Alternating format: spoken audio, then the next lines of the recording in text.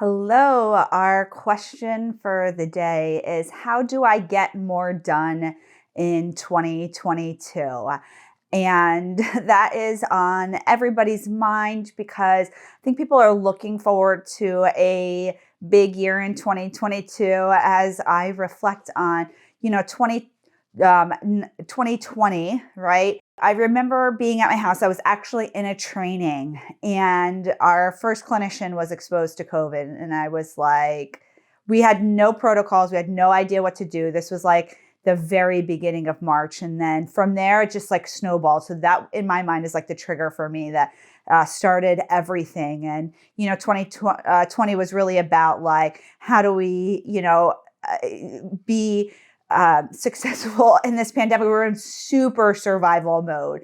And then 2021 came and everybody got so busy, right? Like everybody was seeking out mental health services and it became like this really big thing.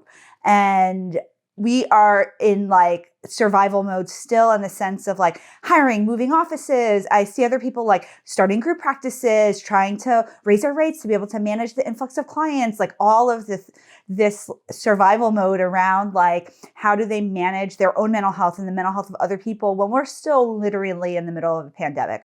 So as we move forward to 2022, I'm hearing a lot of people say they want to get more done, but be efficient with their time, right? Like it's not like they want to get more done and work 60 hours a week. It's like, how do I get more done? How do I see more clients, even if it's not themselves? Like, how do I service more clients? How do I do more, within the time that I have? And so one thing that I know, I always think about this with the gym, is that you can't give yourself any excuses not to do something, right? And it's the same like the gym. If you're like, maybe I'll go to the gym, maybe I'll do this, or maybe I'll, run 3 miles today. It's like, it never works out. You have to commit to whatever it is you want to do. So if there are things that you want to get done, I recommend that you write it down for the week. I always write down everything I need to get done during the week. I use a note on my phone now because it's just the easiest way to stay organized. So if I need to call the bank, if I need to write a blog post, if I need to do videos, if there are things, I put that in there so that I can, one, remember them, and two, make sure that they get done. I don't give myself excuses around some of those things. Like if it's on the list, it has to get done. And I make sure that there is time to get those things done. So if there are things that I need to do, right? Like maybe I need to write a newsletter or I need to respond to some kinds of emails, I do it and I don't give myself an excuse. So a lot of the times it's not really about creating more time for ourselves. It's really about creating boundaries for ourselves and saying like, hey, you committed to doing this, you need to do it, you have to do it. It's the same like the gym. Like you write down every single day what time you're going to go to the gym and what you're going to do at the gym. And that will greatly increase the likelihood that you will make it to the gym and you'll get those things done. So apply that same strategy to yourself. Write it down, write down what time you're going to do it. I do that. 10 o'clock, I'm going to do this. 11 o'clock, I'm going to do this. 12 o'clock, I'm going to do this. That might not work for you with your schedule or your life. There are different ways that you can make that work. Like you may make a list of 10 things you're going to get done in a day and give yourself a 4-hour block. However you want to do it, doing things on the hour works for me. My brain has always worked like that.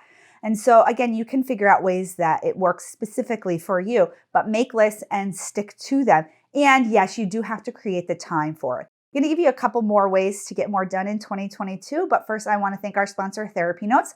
If you're looking for an electronic health record that's really full service, one that can really help you be efficient in running your solo or group practice, your private pay or insurance practice, or your telehealth or in-person practice, I want you to check out TherapyNotes.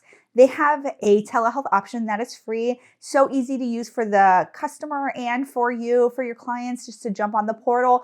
They can fill out their paperwork there. You can take payments directly from there. You can bill insurance. It's really full service.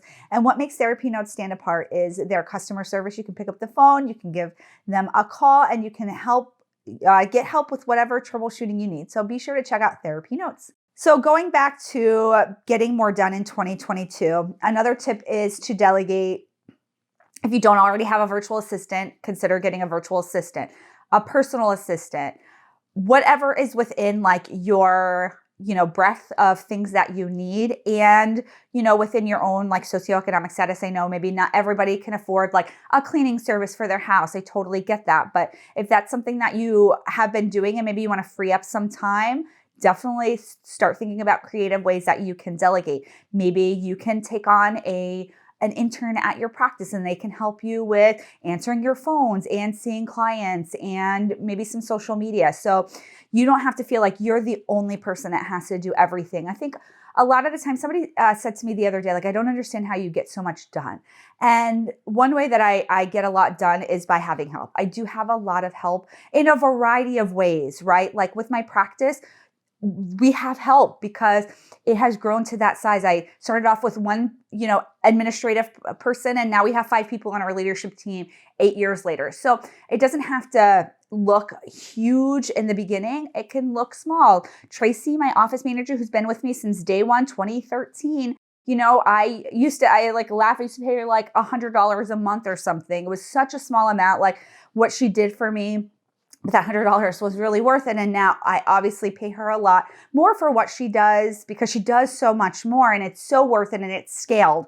So find people that you can trust that can help you with whatever it is that you need, whether it's in your personal life or your business life. And again, it doesn't necessarily have to be paid in the way like that you think. A lot of the times people at the bachelor's level or even, going into master's programs are looking for internships through school that they get credits for. And so we've utilized a lot of different help throughout the years at our practice so we can get more done. Well, have a happy holiday, everybody. Happy New Year, and I will see you soon.